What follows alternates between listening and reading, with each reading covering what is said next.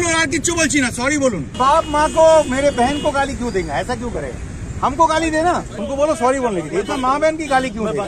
आप बात करो ना, जो भी करना है। जिस तरीके से गाड़ी चला रहे हो, एक्सीडेंट हो जाता, ऐसा नहीं कर सकते हो। दादा दादा दादा दादा दादा भूल করবেন না দাদা, দাদা আমরা আছি, সরি বলবে সবাই আছে দাদা, সরি দাদা, সরি সরি সরি বলো, সরি বলো, সরি বলো, সরি বলো, ভুল করবেন না, সরি বলো, गाली क्यों दिया, सॉरी बोलो। इस तरीके से गाड़ी चला रहे सब, स्कूटर वाला से लेके सबको हॉर्न बजा रहे। एमपी गाड़ी में हॉर्न नहीं बजा, मेरे गाड़ी में लाल बत्ती भी नहीं है।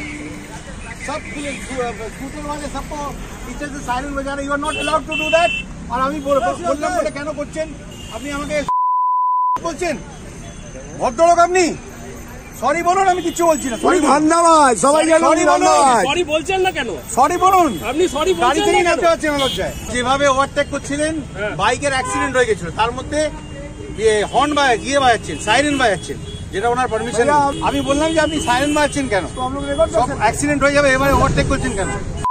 এইসব বলে গালাগালি দিচ্ছে, কি বলবো, আর নোংরা নোংরা গালি। আমি বলছি সরি বললাম, ছেড়ে দেবো।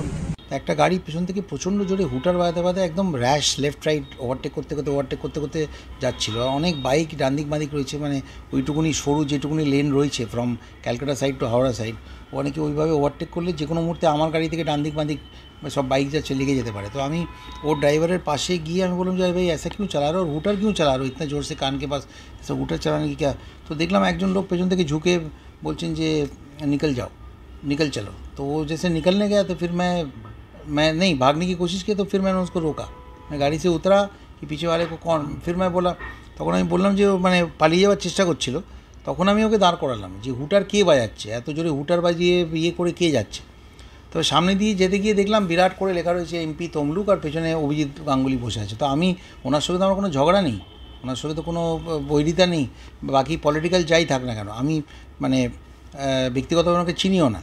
আমি গিয়ে জানলায় ওনাকে বলতে চেয়েছিলাম যে আপনি এরমভাবে হুটার চালিয়ে এভাবে লেফট রাইট করে আমার গাড়িকেও ওরমভাবে ওভারটেক করে আপনি কেন যাচ্ছেন।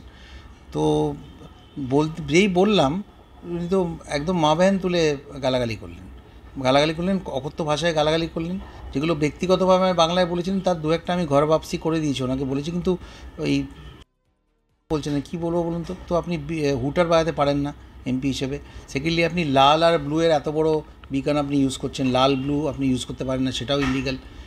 আর এরমভাবে র্যাশ ড্রাইভিং করছেন আপনি একটা সরু লেনে ব্রিজের ওপরে, এটাও আপনি করতে পারেন না। তখন সিআরপিএফকে বলছি ইসকো অ্যারেস্ট করো। তো সিআরপিএফও কনফিউজ হয়ে গেছে যে ওরা কিসের জন্য আমাকে অ্যারেস্ট করবে। তারপর আমি বললাম যে আপনি এই গালাগালি দিচ্ছেন, আপনি সরি বলুন, আপনি you are not entitle for the beacon. বলছে তুমি বিকন বানান জানো, বিকনের বানান বলতে পারবে। তখন আমি বললাম যে confidence is fine, but you are being presumptuous, আপনি কি what makes you think that I don't know the spelling of beacon. তখন ভেতর থেকে পুরো সময়টা থ্রেট করে গেলেন যে তুই দেখ আমি এখানে দাঁড়িয়ে দেখ তোর আমি কী করি। আজ্ঞাদা ফোন ইয়ে করা 20 মিনিট तक, फिर बोला कि सॉरी बोलने का कोई सवाल। আমি না, আপনি যা গালাগালি দিয়েছেন কোনো অসুবিধা নেই, আপনি চালান পুলিশ ইয়ে করবে। হ্যাঁ, তো কোনো পুলিশও তখন আসেনি, অনেক পরে ট্রাফিক পুলিশ এলো। তো ওটা এমন একটা জায়গা গঙ্গার মাঝখানে, একদিকে হাওড়া পুলিশ, একদিকে ক্যালকাটা পুলিশ। তো আমি কারোকে ডাকিও নি, কোনো ফোনও করিনি, আপনি দেখে নিতে পারেন। এবং কি বলবো, মানে শেষ পর্যন্ত আমি বললাম যে আপনি ওটার জন্য খালি সরি বলুন, বলে কোনো প্রশ্নই ওঠে না, আর দেখ তোর আমি কী করি। আমি যেভাবে উনি ভেতরে বসে আমাকে থ্রেট করছিলেন, তাতে আমি একটা অন রেকর্ড আমি একটা কমপ্লেন নিশ্চয়ই করে রাখবো, র্যাশ ড্রাইভিংয়ের জন্য করে রাখবো। দেখুন, ব্যক্তিগতভাবে উনি মা বায়নের গালাগালি করেছেন, সেটা ওনার নিজের বিবেকের ব্যাপার। ওনার যদি সরি বলা থাকতো উনি তখনই বলতেন, আমি তো আর ওয়েট করিনি, আমি চলে গেছি। আর এটা তো আমি নিশ্চয়ই করে রাখবো। বাকি ওই সব গালাগালি দিয়েছে বলে মানহানির মামলা, ওসব থোড়ি আমি কিছুই করবো না। বাট ওনার লজ্জা পাওয়া উচিত যে উনি যে ভগবান ইমেজ করেন, আর আমাকে বলছেন যে তুমি লোকজন নিয়ে এখানে ইয়ে করছো। আরে জেনারেল পাবলিক যেরকম কিছু একটা হলে দাঁড়িয়ে যায়, সেরকমভাবেই দাঁড়িয়ে গেছিল। এমনকি ওর লাস্টে ওর যে সিআরপিএফ, সেও আমাকে সরি বললাম। আমি আপনাকে বাবা মাকে গালাগালি দিতে দেবো না, বলবেন আমি শুনবো না। আপনি কাজটা খুলুন, সরি বলুন, আর কিচ্ছু করতে হবে না। তারপরে আপনি যা করার করবেন, আপনি খুলুন। দেখুন, এই বাবুল সুপ্রিয়, ওনার তো গানের জীবন শেষ হয়ে গেছে, এখন উনি গুন্ডার জীবন শুরু করেছেন। তো দিয়ে আরো যা হয় সেরকম হয়তো কাজকর্ম তুমি করতে চেষ্টা করছেন, আরো যে প্রাণীর নামটাম হয়, আমিও সেদিকে যাচ্ছি না। এমনিতেই চামড়াটা গন্ডারের মতো মোটা, বিজেপি থেকে তাড়িয়ে দেওয়া হয়েছে ওনাকে, তারপর উনি পায়ে ধরে তৃণমূলের এমএলএ টেমএলএ হয়েছেন, সেটা কথা নয়। আজকে আমার গাড়ি যখন সেকেন্ড ব্রিজ দিয়ে, হুগলি ব্রিজ দিয়ে হাওড়ার দিকে যাচ্ছিল, তখন আমার সামনে বেশ কিছু গাড়ি খুব স্লো চলছিল, তাদের জন্য হর্ন দেওয়া হয়। এইবার আমি হঠাৎ দেখি একটা গাড়ি পথরোধ করে দাঁড়ালো এবং সেখান থেকে চিৎকার করে আমাকে বলা শুরু হলো যে আপনি হর্ন দেবেন না, হর্ন দেবেন না।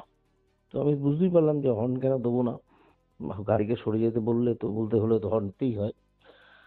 তো তারপর দেখলাম সেখান থেকে নেমে এলেন বাবুল সুপ্রিয়, তার সঙ্গে 3-4 জন লোক ছিল। বাবুল সুপ্রিয় সম্পূর্ণ মদ্যপ অবস্থায় ছিলেন, এবং তিনি বেরিয়ে এসে, আমার গাড়ির কাঁচ খোলা ছিল, আমি যেদিকে বসেছিলাম সেদিকের কাঁচ, দুদিকের কাঁচই খোলা ছিল, উনি এসে অশ্রাব্য ভাষায় গালিগালাজ করেন, হাত চালান। তার হাতটা প্রতিরোধ করতে গিয়ে আমার হাতে আমার যে মোবাইলটা ছিল সেটা গাড়ির ভেতর ছিটকে পড়ে, সেটা খানিকটা ক্ষতিগ্রস্ত হয়েছে।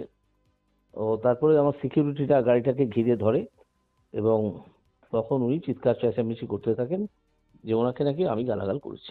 বাবুল সুপ্রিয় এসবই করছিলেন, মদ্যপ অবস্থায় ছিলেন, এবং ওনাকে আমি বলে দিয়েছি যে আপনাকে কিন্তু আমি গ্রেফতার করাবো, এটুকু জেনে রাখুন, ঠিক আছে? সেই গ্রেফতারটা ভারতবর্ষের কোন জায়গায় হবে সেটা আমি এখনো বলিনি, যে কোনো জায়গাতেই হতে পারে। ওনার যে ট্র্যাক রেকর্ড, তাতে ওনার গ্রেপ্তার হওয়াটা শুধু সময়ের অপেক্ষা, এবং আজকে তিনি যা ঘটিয়েছেন তার সঙ্গে এগুলো যদি যুক্ত হয় উনি গ্রেপ্তার হবেন। সেই গ্রেপ্তার করা হবে বলায় উনি আরও চিৎকার চেঁচামেচি করতে থাকেন এবং এরকম এবং কিছু লোকজন জড়ো হয়ে যায়। দেখলাম তাদের মধ্যে 2-3 জন রাউডি এলিমেন্ট আছে, তারাও আমাকে বিরাট চিৎকার করে গালাগাল দিতে লাগলো, এবং আরও যেটা বলতে লাগলো সেটা হচ্ছে যে আমি নাকি অনেক লোকের চাকরি খেয়েছি স্কুলের। দেখলাম ওদের একটা রাগ আছে আমার ওপর, যেহেতু ওদের ওদের চুরি ধরে ফেলে 2-3-4-5 জন জেলে আছেন, এখনো জামিন পাননি, তো সেই রাগটা আছে আমার ওপর। আর বাবুল সুপ্রিয় দালালি যা করার সেভাবেই করছেন, ওর লোকজন ছিল। তারপর পুলিশের ওখানে অনেকটা গাড়ি জমে যাচ্ছে দেখে, সেকেন্ড ব্রিজের ওপর তো পুলিশের ওসি কলকাতা থেকে কোনো ওসি ট্রাফিক চলে আসেন। এটা পরে আমার যে সিকিউরিটি গার্ড আছেন তিনি বললেন আমাকে যে এসে, আমি তো গাড়ির ভেতরে বসে আছি, কারণ আমাকে যতক্ষণ না এরা আমার ওয়াই+ সিকিউরিটি, তারা যতক্ষণ না আমাকে সিগন্যাল দিচ্ছে আমি গাড়ি থেকে নামি না, আমার নামার কথা নয়। তো ওয়াই+ সিকিউরিটি আমাকে, আমাদের উচ্চ নেতৃত্ব এসব বুঝেই দিয়েছিলেন যে কোনো সময় এ ধরনের গুন্ডামি হতে পারে, আক্রমণ হতে পারে। তিনি আমার গাড়ি ভাঙচুর করার চেষ্টাও করেছেন, এসব করেছেন। তো তারপর পুলিশ তার গাড়িকেও সরিয়ে দেয়, যেহেতু রাস্তা জ্যাম হয়ে যাচ্ছে। আর আমার গাড়ি নিয়ে আমি সেই রাস্তা যখন ক্লিয়ার হলো, উনি তো গাড়িটাকে ব্যাঁকা করে দাঁড় করিয়ে পথ অবরোধের, মানে গাড়ি অবরোধ করার মতো করেছিলেন, এবং লোকজন সঙ্গে যারা ছিল তারাও অশ্রাব্য ভাষায় গালাগাল দিচ্ছিল। কিছু কিছু জীব আছে দেখবেন, হর্ন দিলে তারাও ঘেউ ঘেউ করে চেঁচাতে থাকে, ঠিক আছে, অনেক জায়গায়। তো সেরকম ওনার হয়তো সেই সিনড্রোমটা শুরু হয়েছে। বাবুল সুপ্রিয়র উদ্দেশ্যে বলবো যে ভাই, তোমার নিজের বিপদ নিজেই তুমি ডেকে আনলে। এখন আমি একটু মানে অনেক অস্থির হয়েছে, ক্লান্তও বটে, এইটুকুই, আর কিছু না। আপনি সরি বলুন, কাজটা নামান, সাহস কি, ভয় কিসে? আপনি কাজটা নামান, খালি সরি বলুন, আর কিছু করতে হবে না। আপনি শিক্ষিত মানুষ তো, আপনি